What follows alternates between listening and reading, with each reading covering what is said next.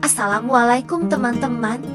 Di sini kami dari kelompok 5 ingin membahas mengenai pemikiran ekonomi Ibnu Mistawai yang memiliki anggota, yaitu ada Chin Dayana Binarsar, Nabila Kanatila, Syeikha Hafiz, dan Maulida Azifatul. Oke, langsung aja kita bahas ya.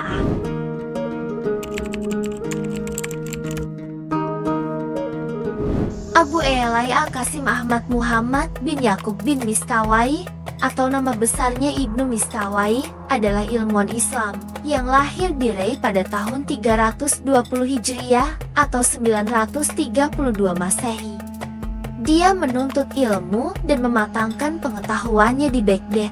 Namun sesuai sejarah yang kami pelajari, beliau wafat di Isfahan. Ahmad ibnu Muhammad ibnu Yakub yang nama keluarganya Mistawai disebut pula dengan nama Abu Elai Al-Hazim. Dalam sejarah ilmuwan Islam, belum dapat dipastikan apakah sebenarnya Mistawai itu bagian dari namanya sendiri atau karena dia adalah anak Mistawai. Beberapa orang berpendapat seperti Margoliouth dan Bergstrasser. Mereka meyakini pada alternatif pertama, sedangkan yang lainnya seperti Brakelman sangat meyakini alternatif kedua, yaitu anak dari Mistawai.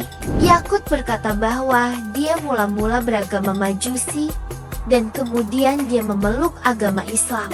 Mistawai sebagaimana tergambar pada namanya adalah putra seorang muslim yang bernama Muhammad.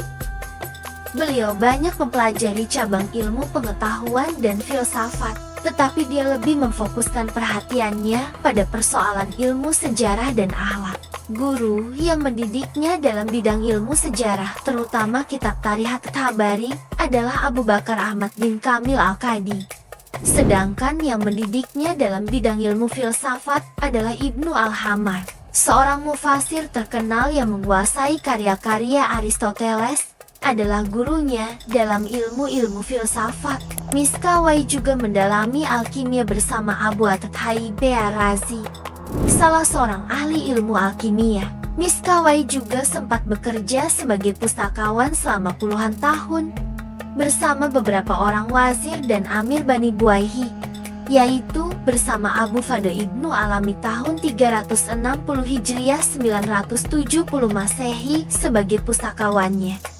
Setelah wafatnya Abu Al-Fadl tahun 360 Hijriah 970 Masehi, Ibnu Mistawai mengabdikan diri kepada putranya Abu Al-Fadl Elai Ibnu Muhammad Ibnu Al-Amir dengan nama panggilan dari keluarga Su'al-Kifayatain. Ibnu Mistawai juga pernah mengabdi diri kepada Adud Ad-Daulah yang merupakan salah seorang buaihiyah.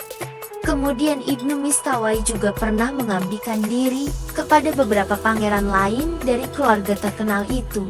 Ibnu Mistawai meninggal pada 9 Safar 421 atau 16 Februari tahun 1030. Adapun tanggal kelahirannya dia tidak jelas.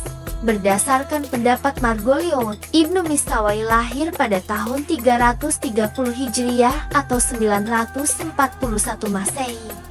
Namun menurut pendapat beberapa tokoh, Ibnu Mistawai lahir pada tahun 320 Hijriah atau tahun 932 Masehi.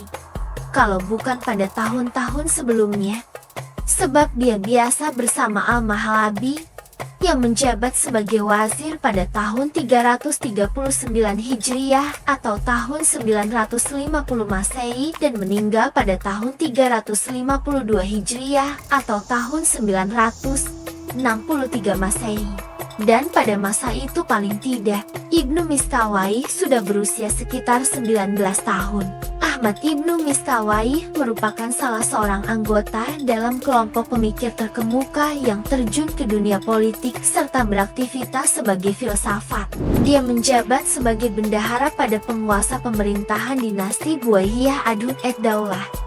Ibnu Mistawai sering terlibat dalam segi praktis masyarakatnya, sementara sebagai anggota golongan intelektual yang termasuk dalam At-Tauhidi dan As-Sijistam, dia sering memberikan masukan tentang permasalahan teoretis pada masa itu, walaupun karya-karyanya diremehkan banyak orang pada zamannya. Namun dia merupakan seorang pemikir yang sangat menarik dan banyak memberikan ragam gaya di masanya. Dia juga menulis beberapa topik yang luas, seperti yang dikerjakan oleh banyak orang di masanya. Dan meskipun ada pertanyaan kenapa karya-karyanya kurang begitu dikenal dibandingkan dengan karya-karya dari Ibnu Sina, tapi sekarang ini apa yang kita ketahui tentangnya dapat memberikan bukti bahwa pemikirannya menjadi sumbangan menarik bagi perkembangan ilmu filsafat. Dalam ilmu filsafat, klaim yang utama Mistawai dan sangat perlu diperhatikan adalah terletak pada sistem etikanya yang tersusun sangat baik. Karya-karya Ibnu Mistawai. Dalam tulisan Abdul Aziz Dahlan, jumlah karya-karya yang ditulis oleh Ibnu Mistawai berdasarkan kepada para penulis masa lalu ialah sebanyak 18 buah judul karya dan kebanyakan membahas tentang jiwa dan akhlak. Namun Yakut memberikan daftar 13 buah karya Ibnu Mistawai sebagai bahan rujukan. Pertama, Al-Fauz Al-Akbar tentang keberhasilan besar. Kedua, Al-Fauz Al-Asgar tentang keberhasilan kecil. Ketiga, Tajarib Al-Umam tentang pengalaman bangsa-bangsa sejak awal sampai masa hidupnya. Keempat, Ans Al-Farid kumpulan anekdot, syair, peribahasa, dan kata-kata mutiara. Kelima, Tartib As-Sa'adah tentang akhlak dan politik. Keenam, Al-Mustafa syair-syair pilihan. Ketujuh, Jawi dan Hirat kumpulan ungkapan bijak. Kedelapan, Al-Jami penghimpun. Kesembilan, Asyar tentang aturan hidup. Kesepuluh, Tahzib Al-Akhlak pendidikan akhlak. Kesebelas, Ajuibah wa al-asilah fi nafs wa al-aql tanya jawab tentang jiwa. Kedua belas, Al-Yawab fi al-masail asalas jawaban tentang 3 masalah. Ketiga belas, Taharat nafs kesucian jiwa. Pemikiran ekonomi Ibnu Mistawai. Dalam bukunya Tahdhib Al-Akhlak, Ibnu Mistawai menggabungkan pandangan Aristoteles dengan ajaran Islam yang membahas tentang pertukaran barang dan jasa, kemudian peranan uang dalam perekonomian Islam. Sistem barter. Menurut Ibnu Mistawai, sistem barter ini manusia tidak akan lepas dari makhluk sosial dan membutuhkan bantuan satu sama lainnya. Dengan hal tersebut bisa melakukan tukar-menukar barang dan jasa dengan kompensasi yang pas. Reward. Al-Mukafat Al-Munasibah. Barter merupakan tukar-menukar barang dengan barang, atau bisa disebut dengan inetura, kemudian dijadikan sebagai alat untuk menilai dan penyeimbang. Al-Mukawin Al-Musawi Bainahuma dalam konteks pertukaran, sehingga akan terwujud sebuah keadilan. Uang. Uang merupakan alat tukar yang digunakan untuk penukar dan dalam kegiatan pembayaran pada sebuah perekonomian. Kemudian ada klasifikasi uang antara lain sebagai berikut. Pertama, uang kartal, uang yang langsung dapat digunakan sebagai alat tukar, seperti uang kertas dan uang logam. Kedua, uang gira, uang yang digunakan sebagai alat pembayaran, yang berupa surat menyurat berharga yang dikeluarkan oleh sebuah bank umum kepada perorangan atau lembaga yang menyimpan data di bank, seperti giro, cek, dan lain-lain. Ketiga, uang kuasi, nirmani, atau uang dekat adalah bentuk kekayaan yang bisa segera diuangkan, meskipun secara langsung tidak dapat berfungsi sebagai media tukar atau pembayaran, namun bisa dicairkan secara tunai. Contohnya seperti deposito berjangka dan rekening tabungan. Fungsi uang diantaranya sebagai berikut.